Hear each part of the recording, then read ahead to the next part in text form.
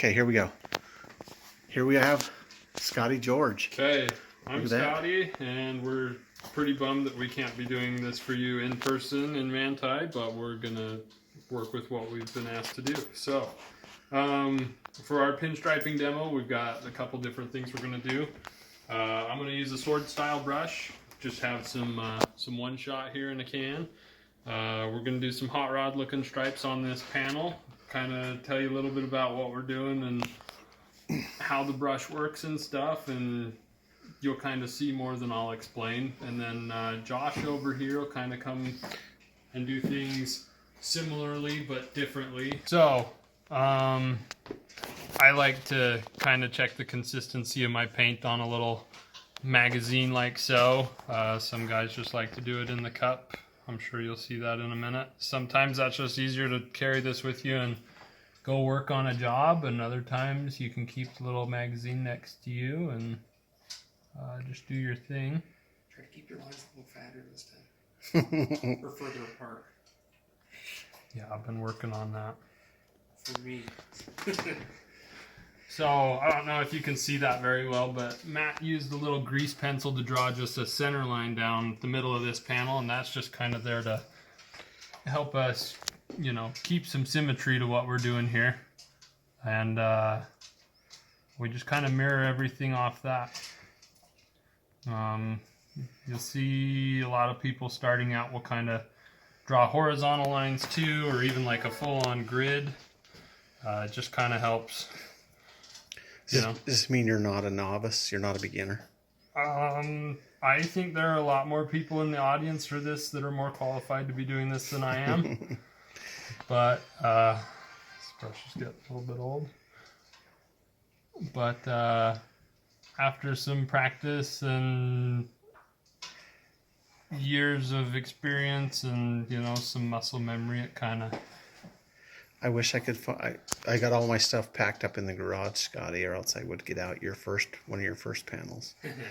That hangs proudly on my wall. I know it's your favorite panel in the world. It's such a good panel that I hate.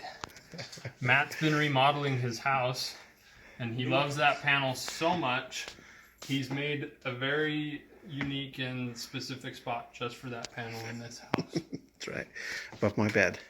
Above you. Not above my bed. But not above Cindy. You guys are... Can't you know this is going on the internet, right? Yeah, that's clean for the interwebs.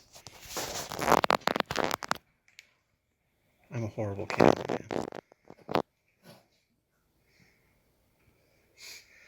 Well, let's go ahead and we'll set this one aside when you're done, and then I'll get my panel out and do a little stuff on it. Okay.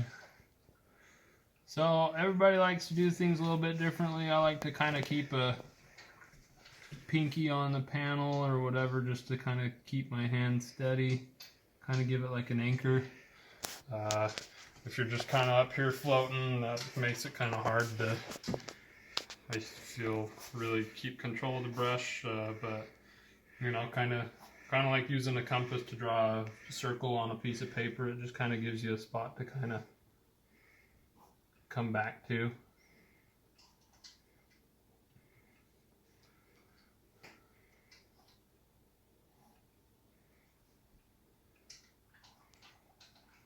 I want to ask if there's any questions yet, but this isn't really live, so can't do that.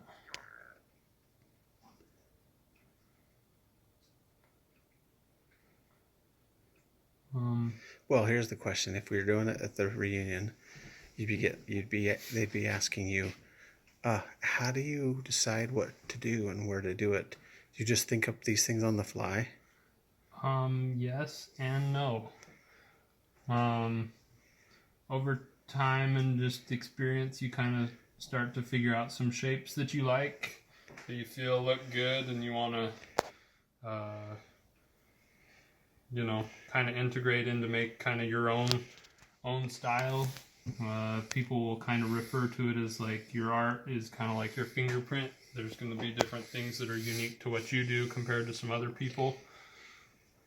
Some people may look at this and not see a difference at all between one artist's work and another's, but those of us that do this all the time, we can kind of like pick things out and be like, oh, you know, like our friend Andy did that, or oh, Josh did this, or, you know, just different things that kind of become cues to who does what, and Different shapes, different color combos. Well, you're going to see in mine, I stole some stuff straight from other people. That's not stealing, that's taking inspiration from. There you go.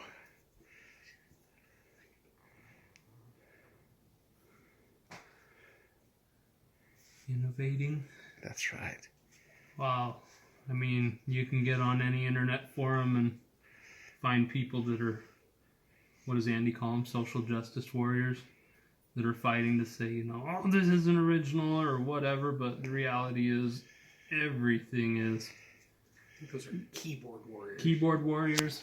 Whether it's music or a movie or artwork, somebody else has done something to inspire whoever created that to do what they did.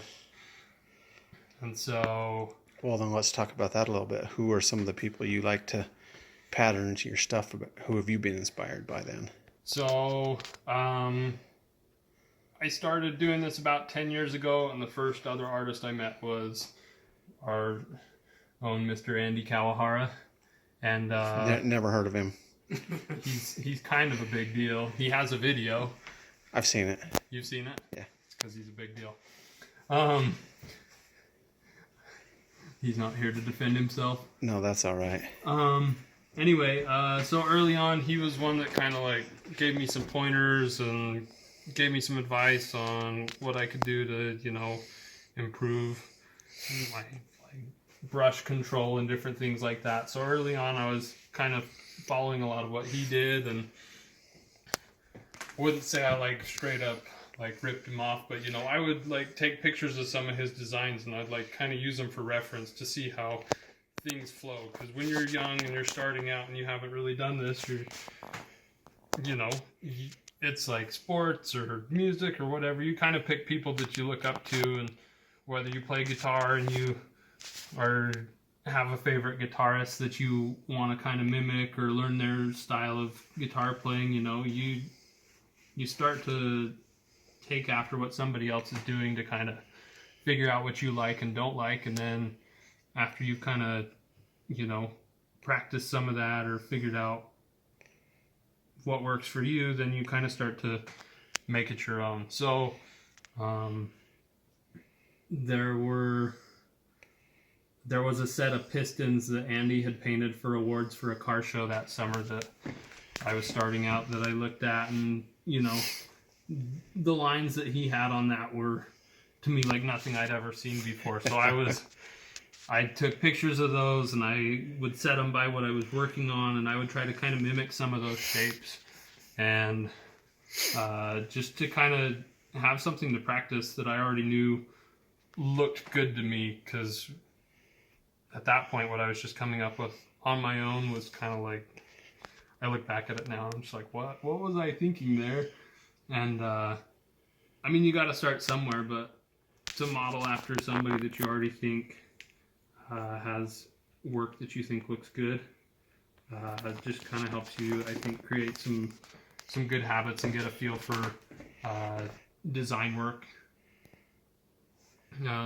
Over time, you get on Instagram, you get on Facebook, you start to make friends with other people that give you pointers on color combinations or different brushes.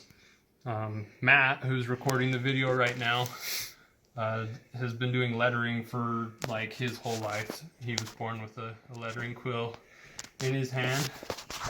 And before I met him, anything I was doing, just like his panel art with lettering and stuff, I was trying to do with a brush like this. Oh, there we go. This is not a lettering brush.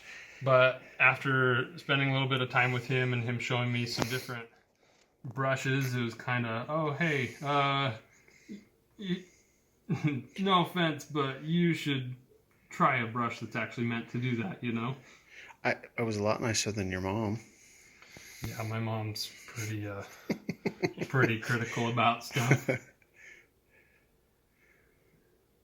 But Criticism helps us to grow, right? There you go. I didn't give up. She told me in high school I couldn't be an artist because she got a degree in art and didn't make any money with it, and so I didn't get to be an artist and not make any money, and well, here we are. I'm an artist and I'm making money, so. Okay. So that's just kind of a basic design. Started out with the first color. We're gonna let it sit for a minute, let that paint kind of set up, and Josh will come back and Because he'll I will throw. probably stick my finger in it at least once. Oh, well, There you go. there's that. But he'll do a second color over that. You'll kind of see a difference in our styles, but he'll kind of follow this as like a framework to build off of, and kind of show you that you can do similar stuff with a different brush. Just like I was saying, you know, there's different brushes for lettering to make it look good and the way that it's supposed to be, rather than trying to just like draw it out and fill it in with this brush. That's just like any trade that you may be part of, you learn that there's just the right tool for the job. Okay. Awesome. Looks good, Scotty. We'll be back in a bit.